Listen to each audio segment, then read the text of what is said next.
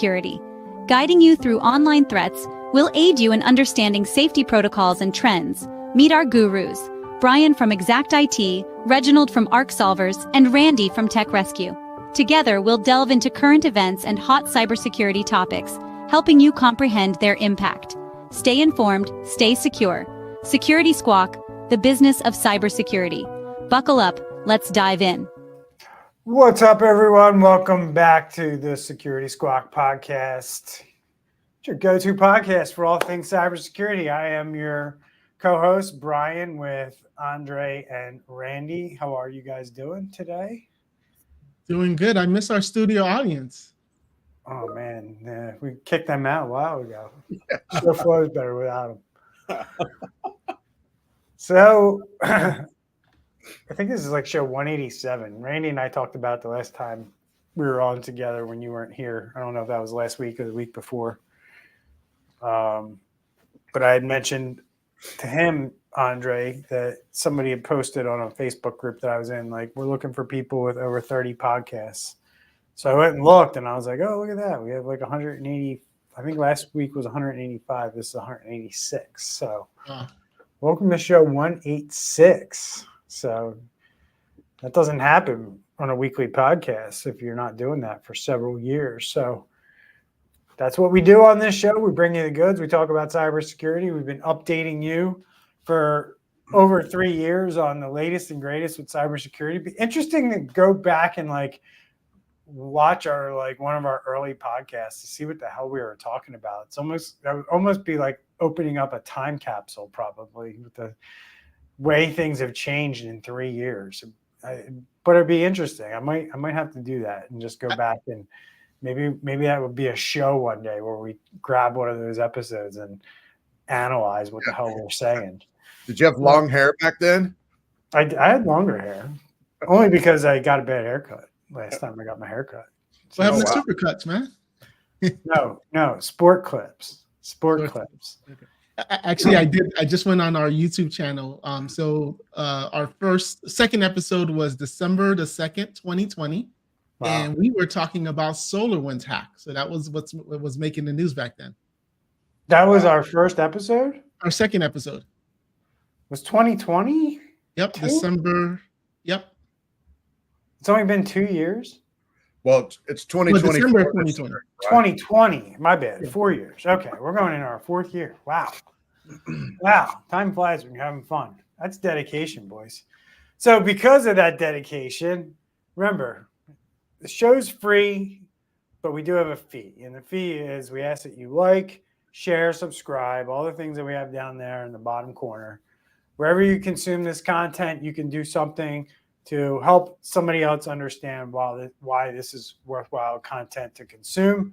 We appreciate the support, and we'll continue to bring you really good episodes like the one we're going to bring you today, where we're going to talk about a few different topics, but we're going to lead into a deeper discussion about where we're at today with Ransomware-as-a-Service. We found a really good article that does a good job of, and the way I described it in the green room to Andre and Randy is that we're kind of like the boots on the ground reporting of what you get from when you're watching the news, right? You got the guys who are giving you the boots on the ground, kind of what's going on the ground.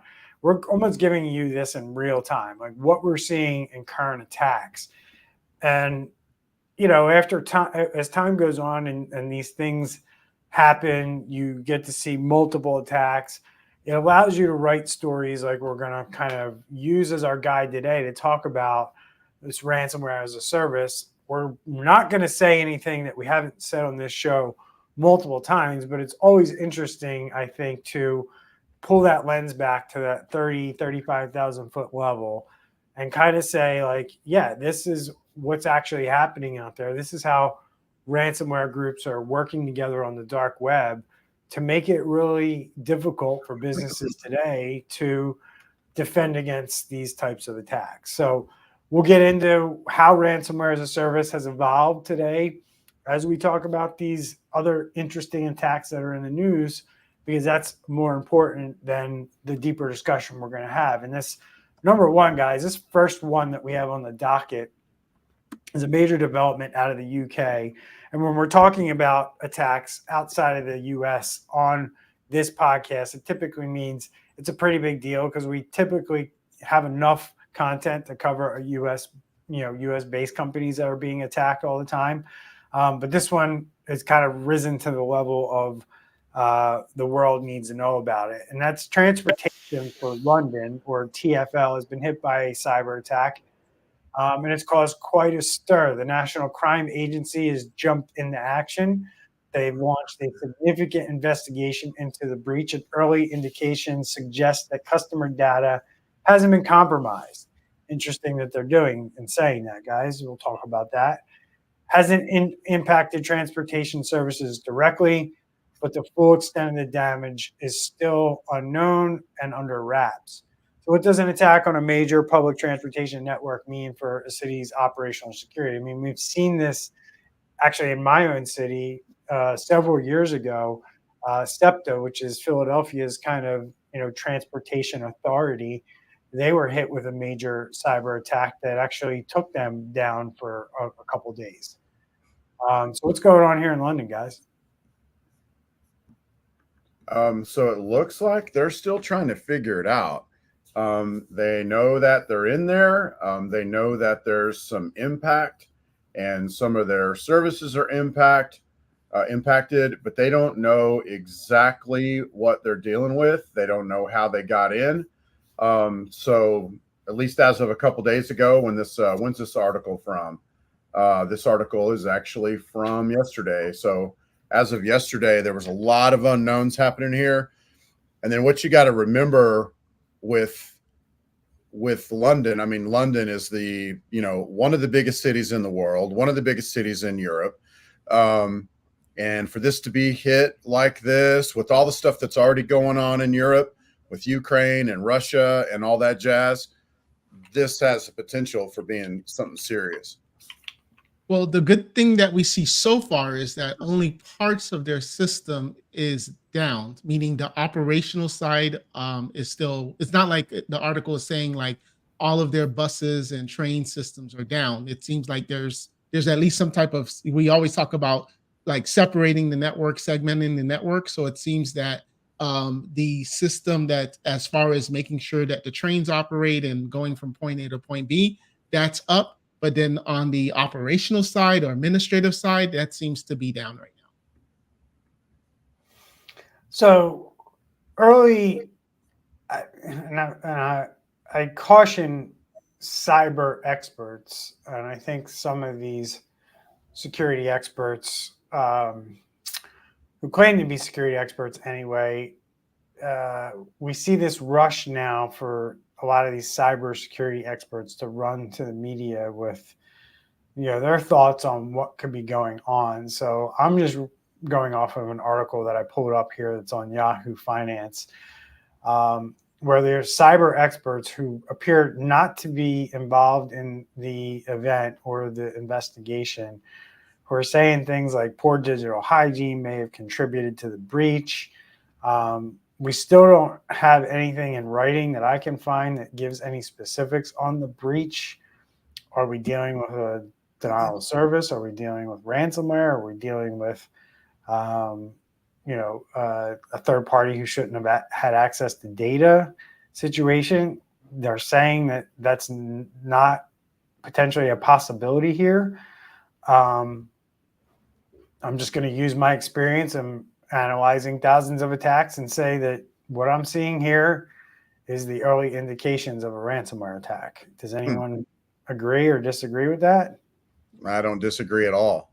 Okay. I mean, this is just how they go down normally. They think they're being tight-lipped, but at the end of the day, this is exactly how 30-40% of organizations behave when they get hit with ransomware. Yep. I mean, Exactly. they'll all behave this way, but this is very indicative of a company, organization that doesn't want to come out and say we're dealing with a ransomware attack. We're going to talk about this in a little bit, right? With kind of ransomware as a service and kind of the warning signs that, and how we've said things over the years on the podcast. that relate to what this guy's covering in the article. But same thing, we could say here is in play, where we see this stuff all the time. We see responses like this, and we know what the story is. We know what the deal is going to be, right?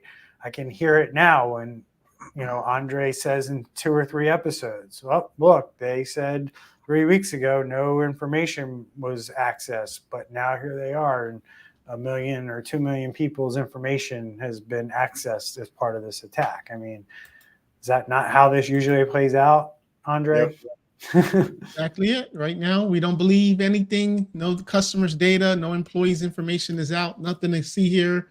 Just a couple of people that have to work from home, and we'll get them back up. And then 2-3 weeks later, it's like, all right, this is really what happened. Sorry, here's 1 year credit report. Sorry. Can you forget about us now? Move on to something else? Right. That's so true. And I think they're kind of banking on the fact that, going back to the thing we talk about pretty regularly, is that most people have not witnessed a ransomware attack intimately. And so most people aren't really aware of what goes on. And if they just come out and say, oh, it's just an attack, no data appears to have been stolen or whatever, like most people go, oh, it's just some hacker in their mom's basement, that hacked in, when in reality, it's probably a large criminal organization like RansomHub or somebody like that that's in there. But you're right. And there's this short news cycle, Andre. You know how it is. A week from now, something else will be going on. And even if we want to get excited about this particular ransomware attack, we won't be able to, because our attention will be on something else. You know what I mean? Yep. Maybe that's part of their strategy. So there's a lot of questions here. We don't know if this is a ransomware attack, or we don't know if this is a more concerning aspect, which I don't know why people are surprised about these types of things. But it's almost like people treat the fact that you definitely have a risk out there of nation state actors inside of these types of networks, large organizations, critical infrastructure organizations, and nation state actors like Russia, China, Iran, North Korea. They want to gain access to their adversaries' infrastructure and lie dormant, not let you know that they're there in any way, shape, or form. And from time to time, these guys get caught. You introduce new technology. You have a new security team that comes in and they find things, and boom, now you've discovered that somebody's in your network. This could be absolutely what's at play here as well. I guess the interesting thing to me, guys, is there really is no disruption, it seems, to the operations, which, they did have to take things offline, but they're able to still operate. What do you make of that? Any insight there? Kind of just goes back to what I was saying, is that it seems like the system that's actually running the trains or the buses is isolated from the administrative side. That's what I take from that. Yeah, that's good, because we normally don't see that. And I guess we'll find out if that's the truth, or that's the reason, or they had some other really good backup manual way to continue to operate. Or maybe we're just not hearing about the horrible, stuff that the employees on the back end have to deal with. I would think that like something like trains, just like planes, the minute they have one blip, you see it. You know what I mean? Could be that they're running on an older controller system on the trains. You know what I mean? That the ransomware is not even written for, some old form of Unix or something. You know what I mean? So you never know.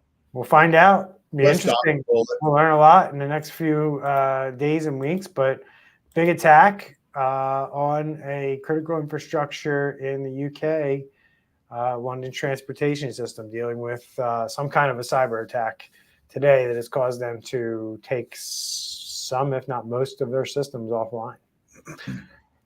So, guys, let's keep moving on here and talk about this RansomHub ransomware group. And we'll dovetail that into this deeper discussion about ransomware as a service and kind of where things are at today as we kind of wrap up the show here in the next 7 minutes. But quickly, RansomWare-Hub is in the news this week and has been in the news lately. For one, they hit Halliburton, which disrupted the company's IT systems and business operations at the end of August. That was then followed by U.S. agencies warning against this group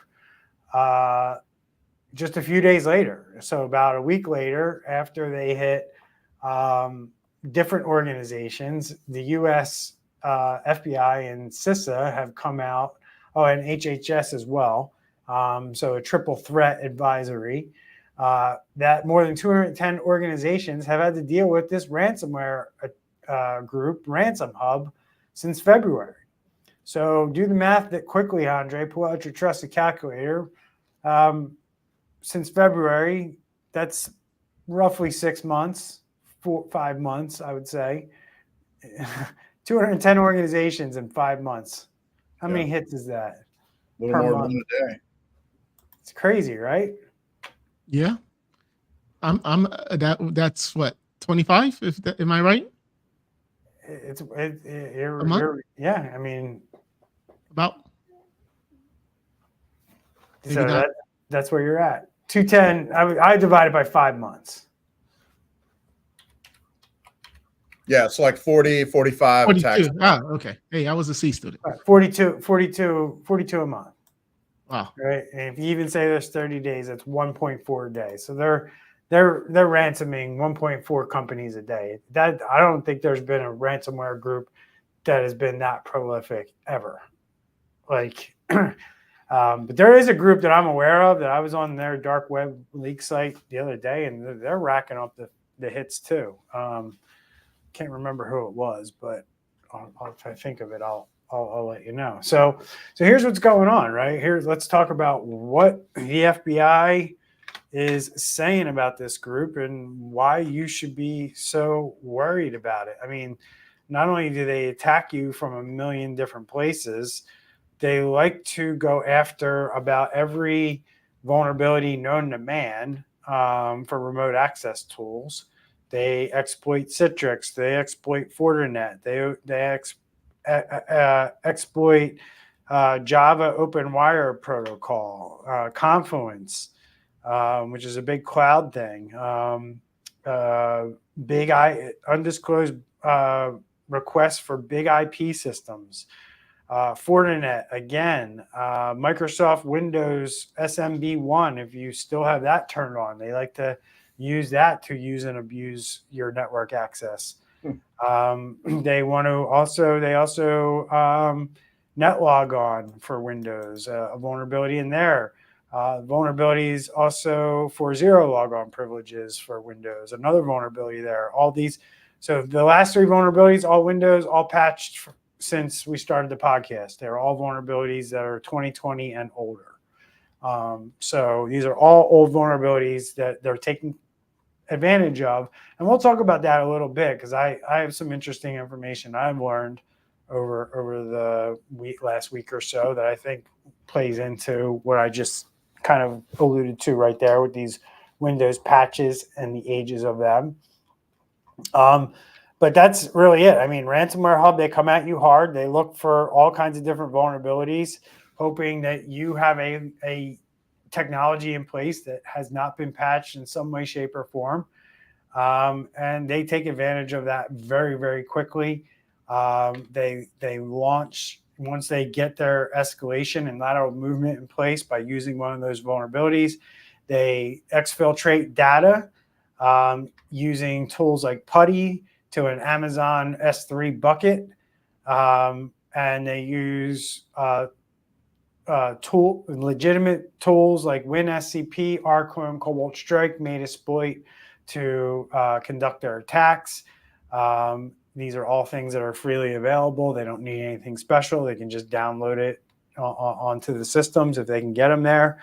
And then they use a elliptic curve encryption algorithm to encrypt a lot of files on your system, and then you're presented with a ransomware note. So what are your thoughts here, guys? RansomWare-Hub, pretty brutal organization, hitting over one organization every single day, about 1.5. And if you factor in the fact that, most businesses don't operate 7 days a week, you're probably hitting about 2 companies a day in business terms. So thoughts on RansomHub and thoughts on Ransomware-as-a-Service? Well, I will say that nobody's going to care for another 2 weeks. And the reason is because Halliburton provides 20 to 25% of the global market share in the oil field reserve sector. So if they continue to be down and they keep their services and systems shut down, in 2 weeks we're going to feel it in our pockets when we go fill up our gas tank. Now, not Randy. Randy's got the electric vehicles; he'll be okay. But for Bryan and I, we're going to feel it at the gas station. Okay, I do have one hybrid, and I have solar, but I don't have a full EV. Bryan, we've talked about it several times on this show, and ransomware-as-a-service. What that means, for if anyone's listening and doesn't know, it just means that someone does all the programming and they're getting all the stuff ready and learning everything, and then they just it's like they sell accounts to like a 2-bit criminal, and that 2-bit criminal, all they have to do is get the access, and then they can use this service that they pay a subscription for. To then, get in to a lot of places. So it makes sense that it would be one of the most prolific ones because it's not as much waiting around for someone to pull the trigger once, access is gained or whatever. So I'm not surprised that it's prolific. I'm not surprised that we're seeing more and more of it. And it looks like this is going to be a pretty big one from the perspective of, say, like the CISA, the FBI, trying to bring organizations down. So I would say if it's going to be the wave of the future for real, we're going to see more and more of this, I think.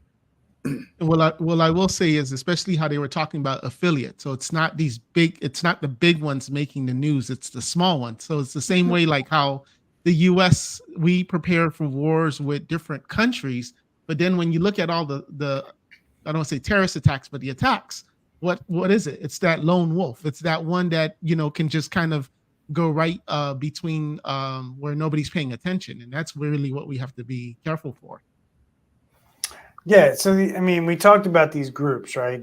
We talked about how in the beginning, ransomware groups kind of did everything themselves, right? And they kind of figured out we're really good at doing one thing, getting these files encrypted quickly so people can't use them, exfiltrating the data quickly so, A, we don't get caught. It doesn't take us too long. The longer it takes, the higher chance we have of getting caught, right? So they perfected these things and got really good at it, to the tune of they're willing to work with people who break in the networks and get access to, they'll give you 90% of what the ransomware earns, right? And they keep 10%. So they only want a small piece of when they do this, right? So these ransomware groups, when they attack and they ask for $1 million, that ransomware group that you're dealing with, that you're negotiating with, is probably only going to keep 100,000, right? They were working with an affiliate who actually broke into your network, right? Which brings an interesting kind of dynamic to the relationship, right? Because then you really don't have the autonomy, or you don't want to be negotiating down, because that's a lot less money for you, and you're also negotiating down what a third party is willing to take. So when these negotiations happen, you're not negotiating with one group anymore. You're negotiating with, they have to go back and they have to check with the initial access brokers and say, look, they only want to pay $500,000. Are you willing to take that? And if the answer is no, then the ransomware group has to continue to negotiate to try to get what some of these affiliates might want.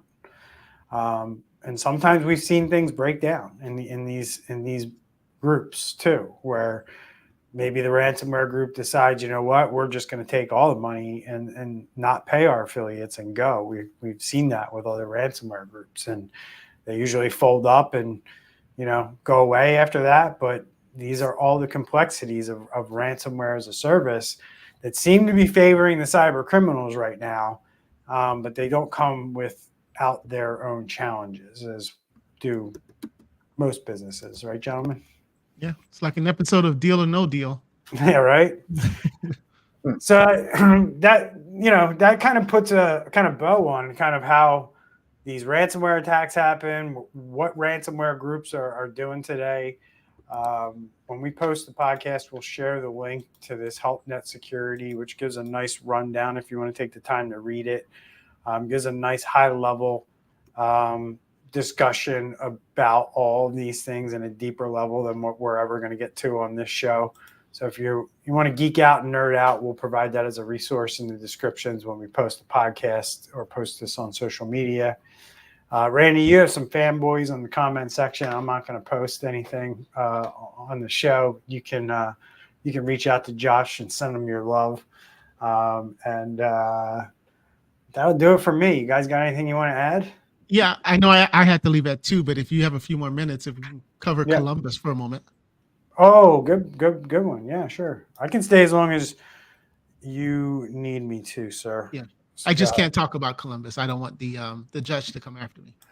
Yeah, I know, right? So interesting thing here. I actually did a YouTube video on Columbus, and I actually talked about it last week on the podcast, I believe, with Randy, where I was calling this guy out for basically, you know, the first misstep that this guy made was when the data started to get released. They were like, oh, look, all the data they have is encrypted. And I was like, big deal. Like, that one day can be decrypted. And then, like, the day after, the mayor went and, you know, touted the fact that most of the data that they stole from the city was encrypted. These guys come out and they release information from the courts. And it had, like, all the case information, had criminal information, it had informant information, it had undercover police information. So this, you know, as I said to Randy during the show, I'm like, this isn't stuff you really want getting out there. Well, apparently a cybersecurity researcher kind of did the same thing, but he actually went on the dark web and started taking the stuff from the dark web and putting it on the surface web. And the Columbus elected officials took issue with that and charged them. And I don't know what all the details are. Andre, you can kind of fill the gaps here. But the way I understand it is, politicians brought charges against them, and they found some judge in the system who was willing to just kind of blindly agree with what they were charging them with, and they went forward with it. And, you know, for me, I kind of skimmed through the article because I'm like, oh, Jesus, like, these guys, all I was thinking was these politicians and this judge have no idea what they're even talking about, the things that they're saying, and this is going to turn ugly on these guys real quick. So just to clarify, he did put it in the surface web, right? Like he took that information and put it into where someone can Google it, easily Google it or whatever. Right, but there's people who have Twitter accounts that are constantly like, you can follow Twitter accounts that all they do, somebody wrote a program that says, hey, when this ransomware group posts an update, take a screenshot of the post and then post it to my Twitter account. It happens automatically. It's not even like a person's doing it. And so, like, any politician, any person who thinks like this dark web is like some underworld that, like, you need to have special, like, I don't know, powers to, like, access, which is how these people are in Columbus are acting. That is not the case. It is simple. It is, you can literally just download a web browser on your computer and go on the dark web. It is not a big deal. There's no hoops to jump through to get there. You just need to know how to navigate it, which is a little bit more complex than how Google makes the internet today, but no different than how like GeoCities was, or whatever the hell that stuff was back in the day when the internet wasn't indexed like it is today. This is really disturbing for me, because the people wouldn't know if he didn't release the data. It's like when a researcher finds a vulnerability in a software and goes to say, like Microsoft, like, hey, we found this vulnerability, and Microsoft says, we're not interested. No, it's more like Microsoft going, no, we're going to go sue you now, or we're going to charge, we're going to go bring this to the authorities. Exactly. When they do finally release it, because at some point, so sure, you try to get the city to say, or whoever, you try to get them to admit to it, at least let people know their data's been leaked on the dark web. You're going to be involved in, phishing attempts and things like that. So you ought to be ready for it. You should lock your credit. Your security researcher he's local, right? He's in Columbus. I guess that's probably why they picked on him, would be my guess. Probably. Get to him. Like if this guy was sitting in outer Mongolia, they wouldn't be dumping resources to go find this guy. Yeah, exactly.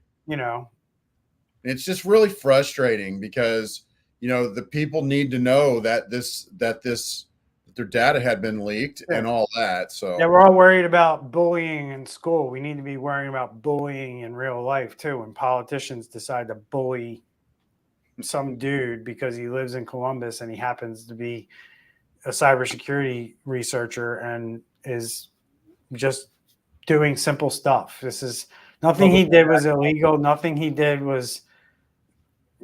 This is crazy to me. Like this is going to get thrown out so fast. I'm interested to learn what happens to this judge and these politicians who are forcing this play, because it's not going to play out well for them. On her website, the judge has her personal Gmail address. So I don't know that she's down with the cool kids on cybersecurity.